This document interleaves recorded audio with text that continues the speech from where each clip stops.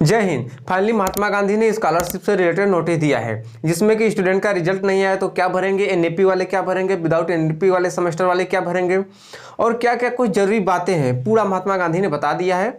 तो चलिए देखते हैं। और उसके साथ जो अदर यूनिवर्सिटी के स्टूडेंट होंगे उनके लिए भी ये वही रूल होगा, क्योंकि यूपी के जितने भी यूनिवर्सिटी है या फिर जितने भी कॉलेज हैं सबके लिए यूपी स्कॉलरशिप होता है, तो उसके लिए ही रूल है।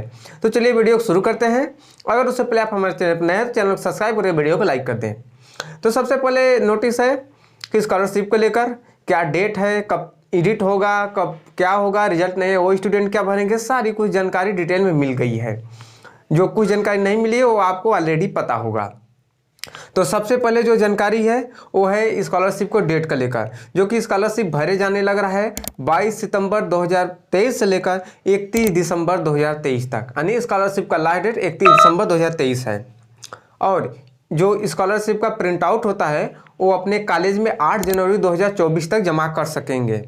और जो स्कॉलरशिप एडिट होगा, जैसे आपका रिजल्ट नहीं आया होगा तो उसमें कुछ और भरना होगा जो कि आगे बताऊंगा, तो उसको एडिट करने का भी डेट इन लोग मेंशन कर दिए हैं। इस यूपी स्कॉलरशिप वाले मेंशन किया तो महात्मा गांधी उसको बताया है, जो कि 31 जनवरी 2024 से लेकर 9 फरवरी 2024 तक एडिट होगा, यानी ये 10 दिन का टाइम है। इसी के बीच में पोर्टल ओपन होगा, उसमें आपको चेक करके उसको एडिट करना होगा।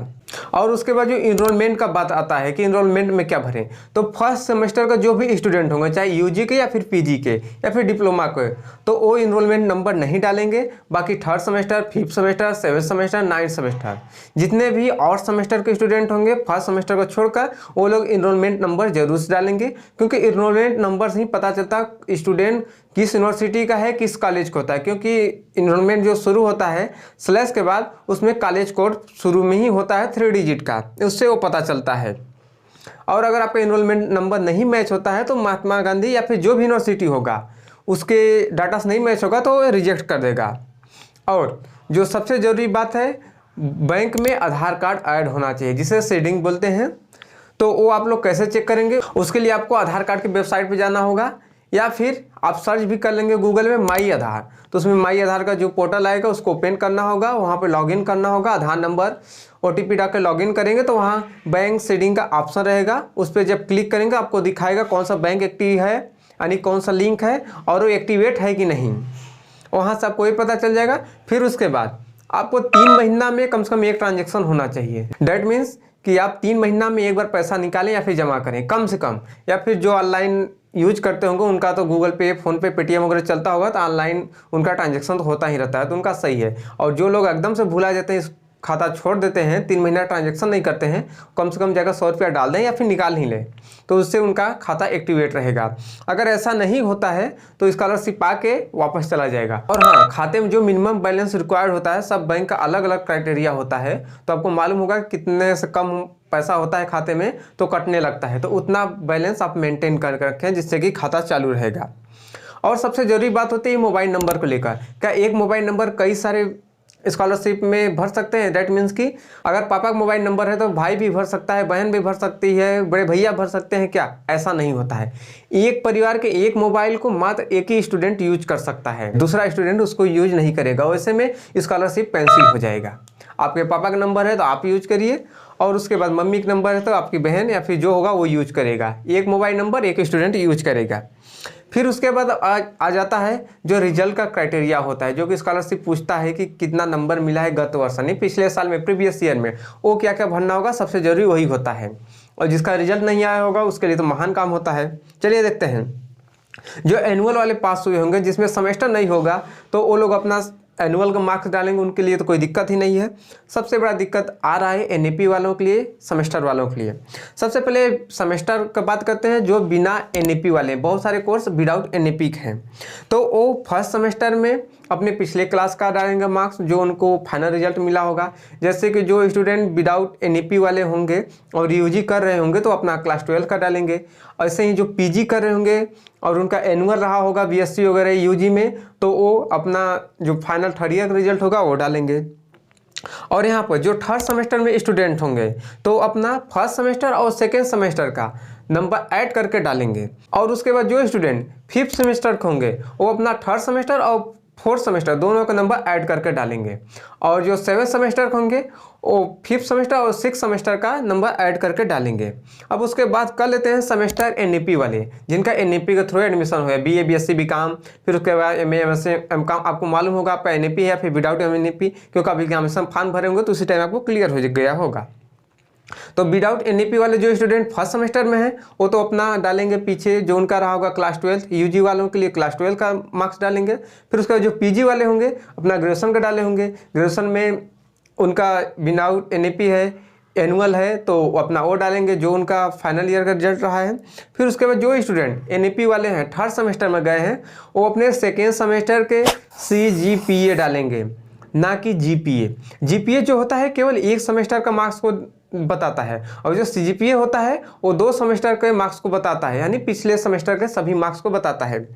तो जो स्टूडेंट थर्ड सेमेस्टर में होंगे वो अपने सेकेंड सेमेस्टर के GPO को डालेंगे और उसको परसेंटेज में बदलने के लिए 9.5 से गुणा करेंगे।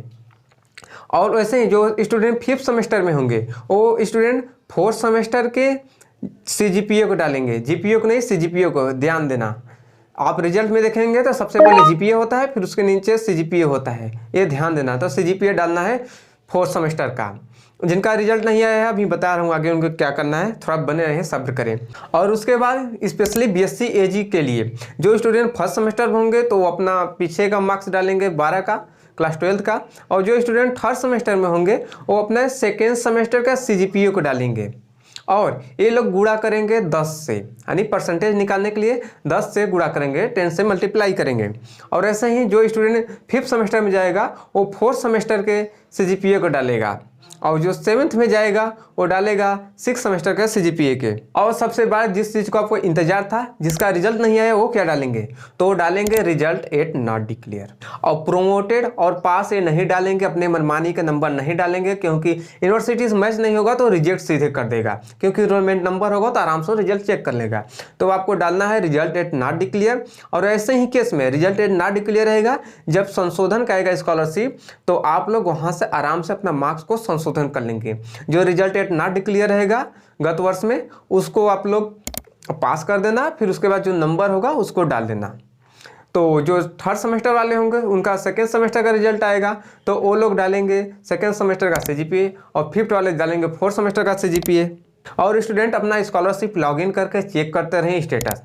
अगर कॉलेज द्वारा स्टेटस फॉरवर्ड नहीं किया जाता है आगे तो आपको फिर से कॉलेज में ले जाकर प्रिंट आउट जमा करना होगा, फिर कॉलेज वालों से फॉरवर्ड कराना होगा। कभी कभी ये लोग नौटंकी कर देते हैं। और एक बात जो कि सबसे ज़रूरी है, अटेंडेंस 75% होना चाहिए, यानी 75% होना चाहिए। जो आप लोग सोचते हैं ना कि घर रह के अटेंडेंस लग जा रहा है और स्कॉलरशिप आ जाएगा, ऐसा नहीं होगा। क्योंकि इसमें यूनिवर्सिटी खुद बोला है कि जो स्कॉलरशिप का पोर्टल है उस पर अपलोड करना होता है प्रूफ के साथ आपका 75% यानी 75% अटेंडेंस है कि नहीं। एक कॉलेज वाले 75% अटेंडेंस दिखाएंगे यूनिवर्सिटी के, फिर उसके बाद यूनिवर्सिटी उसको आगे फॉरवर्ड करेगी, जो कि स्कॉलरशिप के पोर्टल पर जाके अपडेट होगा, तो वहाँ से स्कॉलरशिप जो होगा जनरेट होगा। तो ये इतना प्रूफ, फिर उसके बाद ये सारी स्टेप आप लोग करेंगे तो आपका स्टेप फाइनल होगा। फिर उसके बाद स्कॉलरशिप आएगा, कब आएगा इसका तो आने के बाद ही पता चलेगा। अगर आपको स्कॉलरशिप में कोई दिक्कत होगा तो कमेंट करके पूछ सकते हैं। और उसके बाद NPCI जो है ये एक्टिव नहीं है, तो ये आपको बैंक में जाकर वहाँ से एक्टिव कराना होता है, जो कि जब आप आधार सीडिंग चेक करेंगे तो वहीं बताता है इनएक्टिव, तो एक्टिव होगा। फिर उसके बाद इसको स्कॉलरशिप में एक्टिवेट यानी इसको एक्टिव करने के लिए, भरने के लिए आपको ट्राई करना होगा बार बार। इसके लिए आपको रात में जागना होगा, तो उसके बाद आप 5-6 बार ट्राई करेंगे, फेल्ड होगा, लॉगिन करेंगे, एरर होगा, ये सब तो होता रहता है।